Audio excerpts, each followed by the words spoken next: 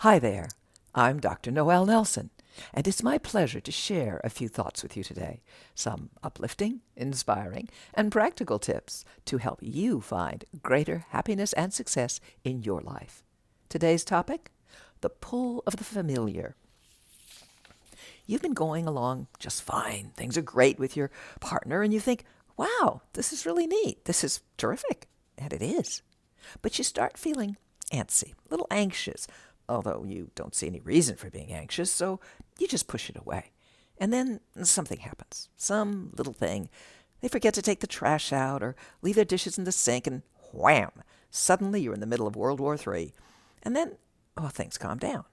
And although everything's, a little shaky for a while, the relationship pulls together, things get really good again, and once again you think, hey, how about that? Maybe we are going to make it. And as things stay great, oddly enough, you start feeling a little anxious, and then, sure enough, wham! Here comes something that in hindsight seems so idiotic, so small. But there you both are, back in the middle of World War III. Dismally, you conclude either that you are a failure, no way can you create a good relationship, or that the relationship is a failure, or that your partner is a failure. However, you look at it, all you see is misery. And whether you stay in the relationship or get out of it, you are one unhappy camper.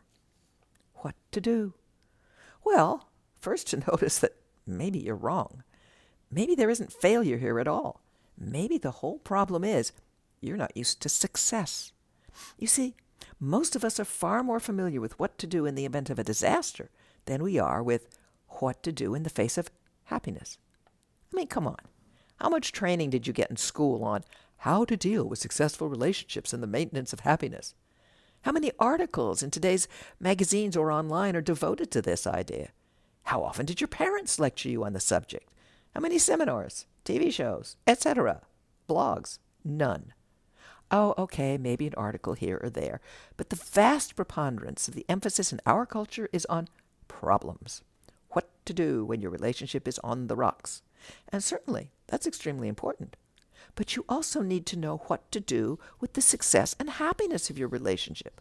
Otherwise, as given in the above example, when all is going wonderfully well, you will get, anxious, and somehow reestablish the old status quo by making a mountain out of the next molehill that comes along.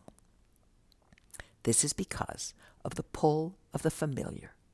We are always more comfortable with what is familiar to us than with what is not. That is why, as is well documented now, battered women too often stay in an abusive situation. The hurt you know is less frightening than the potential hurt you don't know. Now, you know what to do when your relationship isn't going well. You try to communicate better, you read self-help books, you talk it over with friends, a counselor, you write in your journal, etc. But what do you do when your relationship is going well? Good question. Oh, certainly you enjoy it. Yay.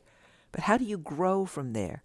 How do you go from happiness to greater happiness? In a word, carefully, with love and patience. First, value what you have.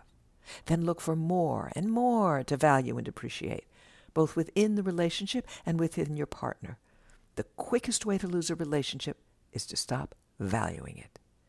The surest way to develop a successful relationship is to find more and more ways to value it and to do so with increasing depth. And this is true, by the way, with any relationship, with your friends, with your coworkers, with your children, with your parents, anyone at all. Deliberately create opportunities to explore the wonder of the relationship, to explore the fun of it. Set aside special time together. Commit to it.